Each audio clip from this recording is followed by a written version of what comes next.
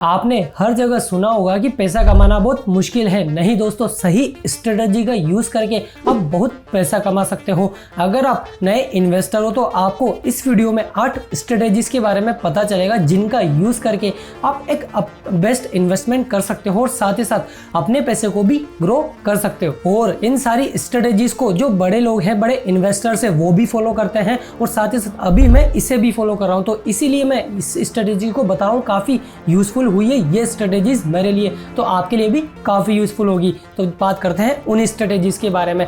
Number 1 strategy है buying on dip. हमेशा ज्यादातर लोग क्या करते हैं कि मार्केट ऊपर जा रहा है बेटी और ऊपर जाएगा, खरीद लेते हैं। नहीं, आप हमेशा टॉप पे खरीदते हो। इसकी वजह से क्या है कि आपको लॉस झेलना पड़ता है, नीचे आ जाता है मार्केट। आपको नीचे की तरफ खरीदना है, बाय ऑन डिप, यानी कि जब नीचे चल रहा हो ना मार्केट, ऑल टाइम के हिसाब से आप देख सकते हो यहाँ पर मार्केट कब नीचे चल रहा है। ऑल टाइम हाई पर नहीं खरीदना है, मार्केट जब नीचे चल रहा है तब खरीदना बेस्ट इन्वेस्टमेंट माना जाता है। एक तरह से मैं भी इसे फॉलो करता हूं। मैं यहां पर पर्टिकुलर किसी स्टॉक में देखता हूं कि कब ये 52 वीक्स का लो था, 52 वीक्स का हाई कब था, साथ ही साथ पी इसका कितना चल रहा है, करेंटली फंडामेंटल स्ट्रॉन्ग है या नहीं है। ये सब देखने के बाद मैं चल देखता हूं कि उसमें ट्रिगर लगा देता हूं। जब इस प्राइस पे आए यानी कि लो पे आए, मुझे बता देना, डिप पे मैं खरीद लूंगा। तो इसी तरह से आप स्ट्रेटेजीज फॉलो कर सकते हो। पहली तो यही है।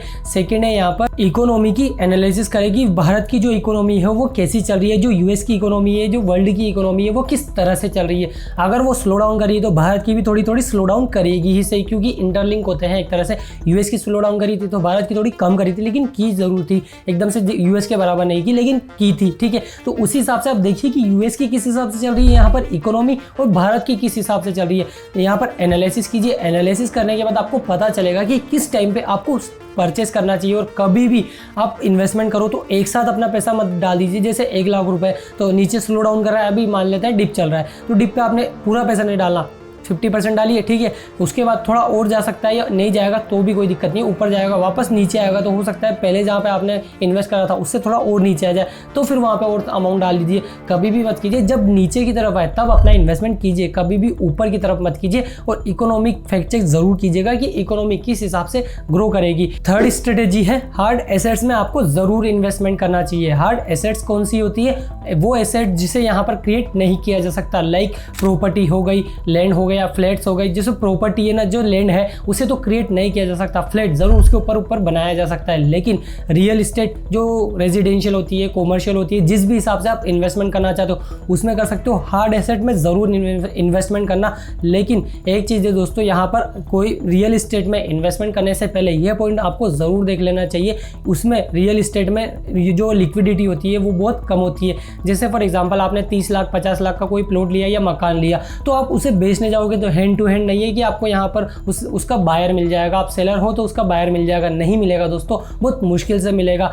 यहाँ पर टाइम लग सकता है, 1 महीने 2 महीने 6 महीने, साल भर, इससे ज़्यादा भी टाइम लग सकता है। तो आपको ये पॉइंट ज़रूर ध्यान में रखना है कि लिक्विडिटी इसमें थोड़ी कम होती है। जहाँ पर आप बेचने जाओगे तो हैंड टू हैंड आपको बायर नहीं मिलेंगे। और अगर इसका एनुअल ग्रोथ रेट देखें तो वो 6 से 7% का रहता है। ये डिपेंड करता है आपकी लोकेशन पर भी, कहीं ना कहीं लोकेशन पर कम भी होता है और कहीं ना कहीं इससे ज़्यादा भी पहुँच जाता है। तो मेन चीज़ यही है दोस्तों, आपको रियल एस्टेट में ज़रूर इन्वेस्टमेंट करना चाहिए। अगर आपके पास पैसा ज़्यादा पड़ा हुआ है, कम पड़ा हुआ है तो कोई दिक्कत नहीं है, ज़्यादा पड़ा हुआ है तो ज़रूर इन्वेस्टमेंट कीजिएगा। आप में से बहुत से लोग कहेंगे कि यह REIT जो रीट्स होता है वो हार्ड एसेट होगी। नहीं दोस्तों, रियल REIT हार्ड एसेट नहीं मानी जा सकती। नेक्स्ट पॉइंट है स्टॉक्स में जब भी इन्वेस्टमेंट करो तो आपको हमेशा फंडामेंटल जरूर देखना है कि उसका फंडामेंटल कैसा है, एसेट्स लाइबिलिटीज़ कितनी है, एसेट्स ज़्यादा होनी चाहिए, लाइबिलिटीज़ कम होनी चाहिए, प्रॉफिट कितना है, यहाँ पर कितना CAGR है, कितने यहाँ पर हिसाब से उसने अपनी सेल्स की ग्रोथ करी है, प्रॉफिट कितने ग्रोथ करा है, नेट रेवेन्यू, सारी चीज़ें आपको देखनी चाहिए। PE देखना चाहिए, करेंटली कितना चल रहा है,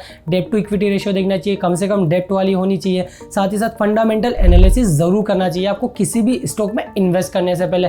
जब भी इन्वेस्टमेंट करो तो फंडामेंटल एनालिसिस जरूर करना, वो फंडामेंटली स्ट्रॉन्ग होनी चाहिए और हमेशा लॉन्ग टर्म का विजन लेके इन्वेस्टमेंट करना। नेक्स्ट पॉइंट है दोस्तों, यहाँ पर IPOs को अवॉइड करना चाहिए आपको। मैं ऐसा क्यों बोल रहा हूँ, अभी यहाँ पर मामा अर्थ ने लॉन्च किया था IPO के बारे में, तो आपको पता है उसकी वैल्यूएशन कितनी लगा रहा था। वो प्रॉफिट ही यहाँ पर 22 करोड़ का है, यहाँ पर कमा रहा है और यहाँ पर वैल्यूएशन बता रहे हैं वो 24,000 करोड़ की। तो 1000 टाइम्स का वो मल्टीप्लाई कर रहे हैं। यहाँ पर जो ट्रस्टेड कंपनी है वो भी जो काफ़ी टाइम से मार्केट में, वो भी इतना मल्टीप्लिकेशन नहीं कर रहे हैं जितना मामाअर्थ ने किया है। तो ज़्यादातर IPOs यही होते हैं कि यहाँ पर सेल करने के लिए आते हैं। आपको मतलब जब भी कोई अपना IPO लेके आएगा तो अपनी डिमांड के हिसाब से अपना प्राइस लगाएगा, मनचाहा नहीं।